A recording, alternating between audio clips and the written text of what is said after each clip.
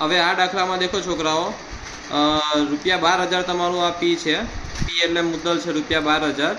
હવે આ ટકા તમને આર બરાબર આપ્યા છે 10%। પ્રતિ વર્ષ એટલે એન બરાબર 1 વર્ષ, પ્રતિ વર્ષના દરે, અને અહીં એન બરાબર કેટલું થયું 2, એટલે આપણે પછી કરીએ 2 વર્ષ કરીએ, બરાબર છે। ચાલો 2 વર્ષ માટે ચક્રવૃદ્ધિ વ્યાજ શોધો, ડાયરેક્ટ આપણે 2 વર્ષ લખીશું, પ્રતિ વર્ષ 1 વર્ષ નહીં ગણીએ તો ધ્યાન નહીં। સૂત્ર શું છે બગા? એ બરાબર પી કૌંસમાં આર છેદમાં 1 પ્લસ આર છેદમાં 100 આખાની અંદર।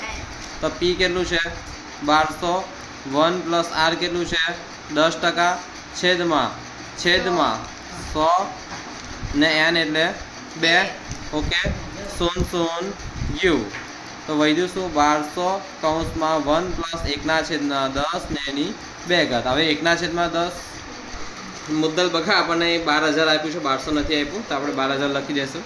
હવે ધ્યાન નહીં, 12,000 બેઠા 10 આનો આની સાથે ગુણાકાર થાય, 10 એકુ 10, 10 વત્તા 1 11, 10 એકુ 10, 10 વત્તા 1 11, તો 11/10 એની 2।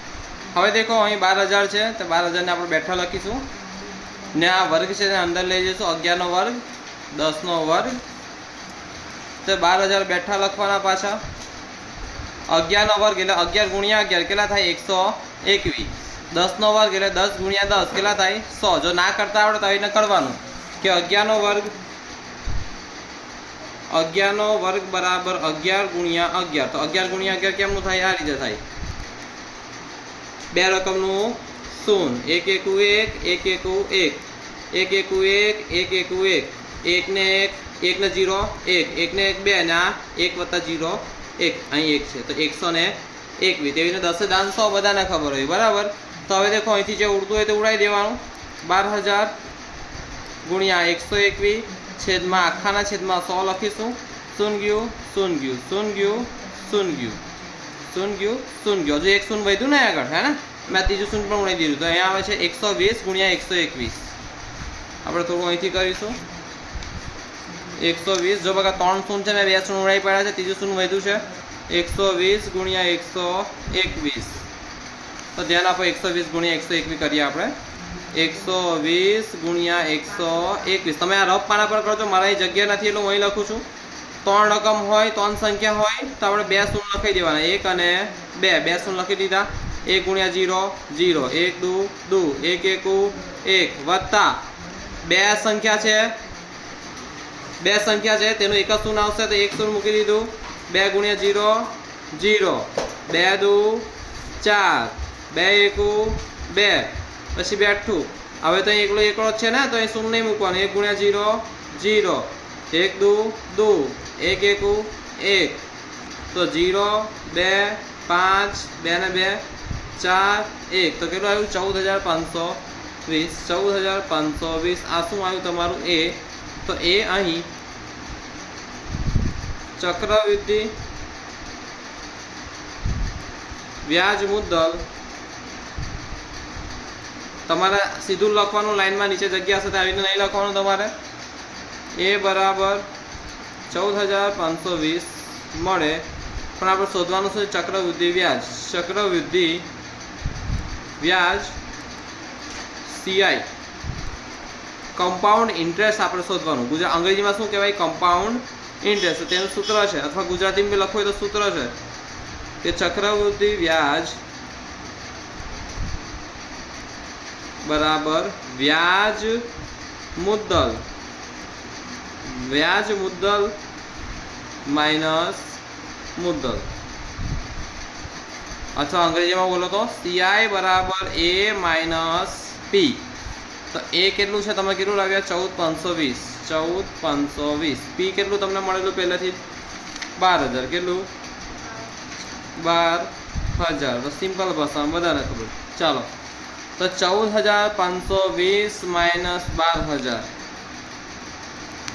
0 2 5 2 0, તો કેટલું મળ્યું બકા 2,520 રૂપિયા, 2,520, તો માટે લખવાનું છે એટલે બોધપાઠ લખી લેવાનો કે માટે હા, ચક્રવૃદ્ધિ વ્યાજ હશે ₹2520.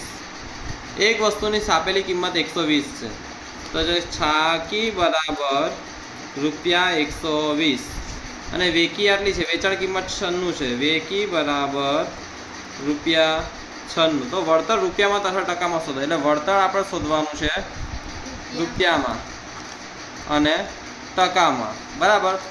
તો સાદી ભાષામાં વળતર કેમનું મળે? તો વળતરનું બકા સાદી ભાષામાં સૂત્ર છે વળતર બરાબર છાકી ઓછા વેકી, છાકી ઓછા વેકી. છાકી કેટલી છે? 120. વેકી કેટલી છે? 96. 120 માંથી 96 જાય તો 24 વધે, તો કેટલું મળ્યું? ₹24. તો રૂપિયામાં તમને કેટલું મળી ગયું? બગડ ચોગડ 24. આ મળ્યું એટલે મેં રાઉન્ડ કર્યું છે, બરાબર. આ વળતર આપણે શોધીશું ટકામાં, તો તેની માટેનું બકા સાદી ભાષામાં આપણને ખબર છે છાકી કેટલી છે? 120. તો કે ₹120 કુલે કુલ રકમ હોય ને એટલામાં જ વેચીએ તો કેટલા 100% પણ વેચી કહેવાય ને. તો 120 ના કેટલા ટકા? 100%. 120 એ કેટલા ટકા? 100%. તો આપણે બકા વળતર આપણે ₹24 મળ્યું, તો 24 એ કેટલા ટકા? તો ₹24 એ 120 એ 100%, તો ₹24 એ કેટલા ટકા? ચાલો આનું શું થાય? ગુણાકાર. તો 24 ગુણ્યા 100 અને આનું 120. શું ગયું? હા પેડી 12 દુ 24, 2 દાન 20, તો કેટલા ટકા વળતર મળ્યું? 20%. જો આપણને હજુ આપણું ખોટું લાગતું હોય ને કે દાખલો મારો ખોટો છે, 20% ને ખોટો આવ્યો છે, તો શું કરવાનું? તમને ખબર જ છે શું કરવાનું. ચકાસણી કેમ નહીં કરવાની? આપણે જો બકા 120 પર 20%નું વળતર મળે તો કિંમત કેટલી? એટલે 120 ના કેટલા કાઢવાના? 20%. આ ચકાસણી છે ભાઈ. અહીં દાખલો પૂરો થઈ ગયો છે. હા, આ 20% જવાબ આવી ગયો છે. દાખલો અહીં પૂરો થઈ ગયો છે. હવે ધ્યાન આપો, તમે શીખવાડું ચકાસણી કેમ નહીં થાય. તો અહીં 120 ના તમારે કરવાના 20%. 120 ના 20%. કેમ 20% કહ્યા? 20% આપણને વળતર મળ્યું છે એટલે. તો 120 જઈ ના હોય ત્યાં શું કરવાનું? ટકા તો છેદમાં 100. શું ગયું? 12 દુ 24, તો 24 મળ્યા હે ને. હવે આ 120 માંથી 24 બાદ કરો તો કેટલા આવે? 96. મળી ગયા 96. એટલે આપણી ચકાસણી આપણો જવાબ મતલબ સાચો છે ને. આ રીતે બકા બધા એટલા સૂત્રો યાદ રાખવાની જરૂર નથી. અમુક મેન જ યાદ રાખજો કે જેથી પરીક્ષામાં તમને હેલ્પ પડે, બરાબર.